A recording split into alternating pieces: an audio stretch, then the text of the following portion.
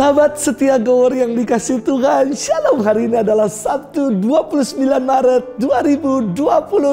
Happy weekend untuk kita. Mari kita kembali menimba inspirasi hidup dari firman Tuhan yang akan kita renungkan hari ini, yang diambil dari Injil Lukas 18 ayat 9 sampai dengan 14. Kita siapkan hati kita.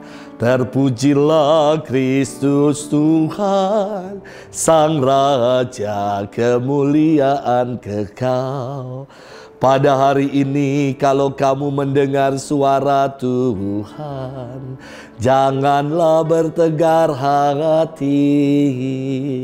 Terpujilah Kristus Tuhan, Sang Raja kemuliaan kekal. Tuhan bersamamu dan bersama rohmu. Inilah Injil suci menurut Lukas, dimuliakanlah Tuhan. Sekali peristiwa, Yesus menyatakan perumpamaan ini kepada beberapa orang yang menganggap dirinya benar dan memandang rendah semua orang lain. Ada dua orang pergi ke bait Allah untuk berdoa. Yang satu adalah orang Farisi dan yang lain pemungut cukai. Orang Farisi itu berdiri dan berdoa dalam hatinya begini, "Ya Allah, aku mengucap syukur kepadamu karena aku tidak sama seperti semua orang lain. Aku bukan perampok, bukan orang lalim, bukan pezina, dan bukan juga seperti pemungut cukai ini. Aku berpuasa 2 kali seminggu. Aku memberikan 1/10 dari segala penghasilanku." Tetapi pemungut cukai itu berdiri jauh-jauh, bahkan ia tidak berani menengadah ke langit, melainkan ia memukul diri dan berkata, "Ya Allah, kasihanilah aku orang berdosa ini. Aku berkata kepadamu, orang ini pulang ke rumahnya sebagai orang yang dibenarkan Allah, sedang orang lain itu tidak. Sebab barang siapa meninggikan diri akan direndahkan, dan barang siapa merendahkan diri akan ditinggikan." Demikianlah sabda Tuhan. Terpujilah Kristus. Sahabat setia Gowor yang dikasih Tuhan, Shalom. Beberapa waktu yang lalu saya berkesempatan memberikan seminar secara online komunitas kerahiman ilahi dari Sydney. Wah elah. Saya bersharing tentang pengalaman ketika belum lama ini memberikan sakramen minyak suci kepada seorang oma. Saya terbiasa ya. Semenjak mengenal devosi kerahiman ilahi, saya biasa sebelum memberikan sakramen pengurapan kudus atau sakramen perminyakan orang sakit, saya selalu menyanyikan lagu ini. Yesus kau andalanku, Yesus kau andalanku, Yesus kau andalanku, Engkau andalanku sepanjang hidupku. Saya selalu berdoa bagi mereka yang sakit untuk memohon karya belas kasih Allah atas mereka yang sakit. Dan mereka yang baru saya beri perminyakan itu dalam kondisi yang kritis saat itu, seorang oma yang sudah memakai ventilator, alat bantu untuk bernapas. Dan kala itu anak-anaknya mau mencabut alat bantu nafasnya ini. Dan sebelum dicabut, mereka meminta untuk diberikan perminyakan terlebih dahulu bagi oma. Dan ketika saya sudah memberikan perminyakan, 2 hari kemudian anaknya mengirim WhatsApp kepada saya berupa video yang mengatakan, "Romo, belas kasih Tuhan sungguh luar biasa. Mama sadar dan kini bisa bicara." Dari pakai ventilator, dilepas alatnya malah sadar, malah sekarang bisa bicara. Puji Tuhan, haleluya.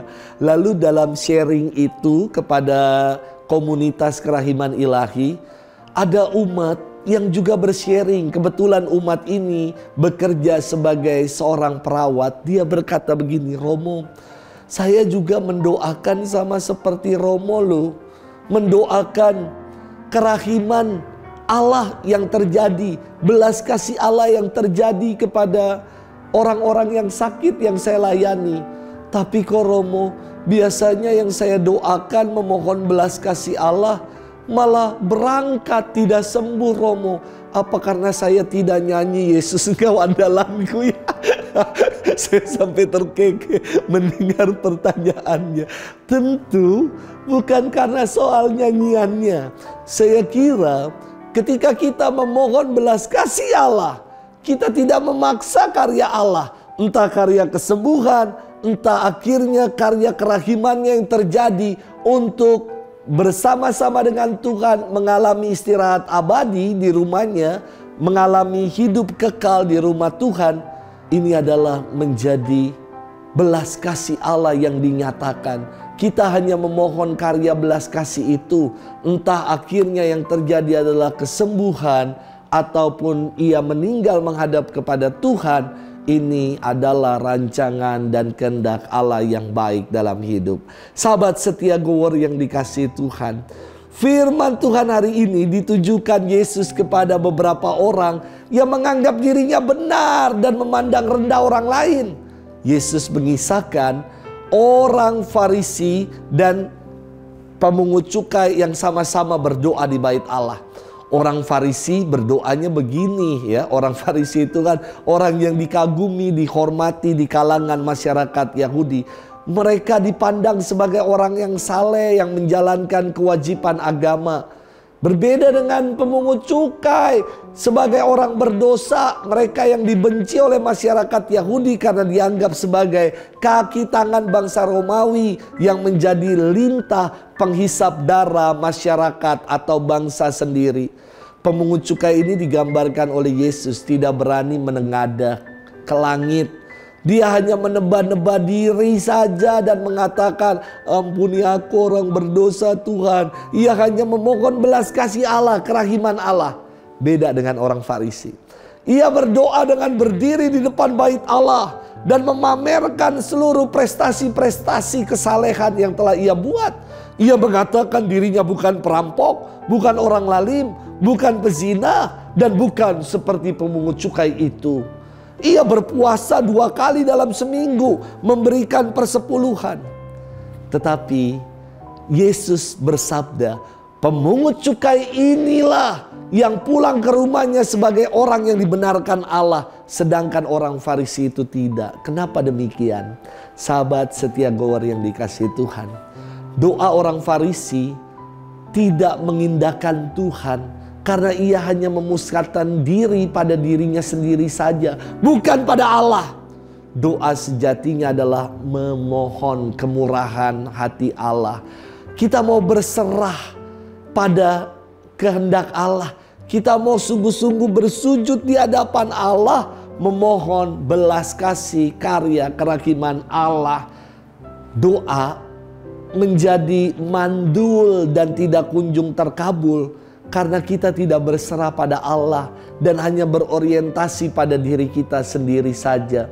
Semoga doa kita bukan menjadi pameran kebaikan, inventaris perbuatan baik yang sudah kita lakukan, tetapi doa kita menjadi penyerahan diri, penyerahan total kita kepada Tuhan, karena kita yakin dan percaya Tuhan pasti akan mengaruniakan yang baik untuk kita.